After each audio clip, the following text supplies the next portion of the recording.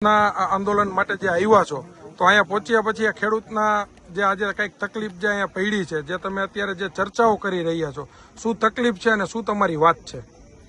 અમે જે આ રેલી લઈને નીકળ્યા છીએ એ ખેડૂતના હક માટેની રેલી છે, જે આ વીજ પોલ માટેની લડત ચાલુ છે. તમારું ગામ? એના માટેની રેલી છે. મારું ગામ જેતપર, હું ખેડૂતનો દીકરો છું અને અમે આ બધા ખેડૂતો અહીંયા રેલી માટે આવ્યા છીએ. તમારે એમાં તકલીફ શું થઈ હતી?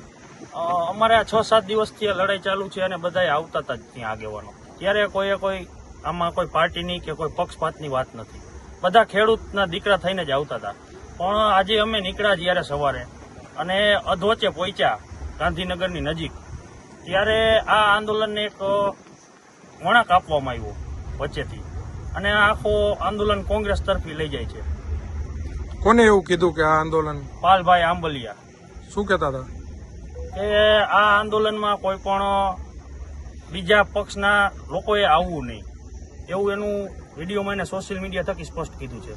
એટલે આંદોલન કોંગ્રેસનું છે એવું કીધું છે? એને આ એવી જાહેરાત કરી છે કે આંદોલન કોંગ્રેસનું છે, કોઈ પણ ભગીની સંસ્થા હોય ખેડૂતની. તો તમારો શું જવાબ છે એમને? અમે બધા ખેડૂતો અહીંયા અમારા હક માટે આવ્યા છીએ. અમે કોઈ પક્ષના લેબલથી અમે અહીંયા નથી આવ્યા. અમે બધા ખેડૂતો સાથે જ છીએ અને અત્યારે તો બધા ખેડૂતો નિરાશ થઈ ગયા છે. ખેડૂતોનું એમ પણ કેવું છે કે જો આવી લડત આપણે કોઈ પક્ષ માટે લડવી હોય તો આપણે લડવી નથી, આપણે અહીંયાથી પાછા જવા માટે તૈયાર છીએ. પણ ખેડૂતો બધાને સમજાવ્યા છે કે આપણે એ કરવાનું નથી, આપણે આ ખેડૂતોના હક માટેની લડાઈ છે, તેથી આપણે આ લડત પૂરી કરવા માંગીએ છીએ. તો આ જે લડાઈ છે એ માત્ર ખેડૂતો જ લડી રહ્યા છે કે કોઈ પક્ષ લડી રહ્યું છે? શું તમારું કહેવાનું છે? આ લડત ફક્ત અને ફક્ત ખેડૂતો માટેની છે. વાદ નહીં, વિવાદ નહીં, ખેડૂત હિત સિવાય બીજી વાત નહીં. બરાબર. ગમે તે પક્ષના નેતાઓ આવે એને અમે મોસ્ટ વેલકમ કરીએ છીએ.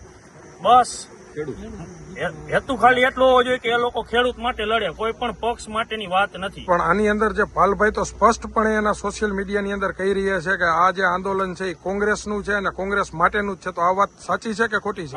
આ વાત બિલકુલ ખોટી છે. અમે કોઈ પણ પાલભાઈ આંબલિયા હોય કે લાલજીભાઈ દેસાઈ હોય કે ગમે તે હોય, અમે કોઈના સમર્થનમાં નથી. આ ફક્ત અને ફક્ત ખેડૂતની લડાઈ છે. બધા આમાં એગ્રી છો? બધા ખેડૂત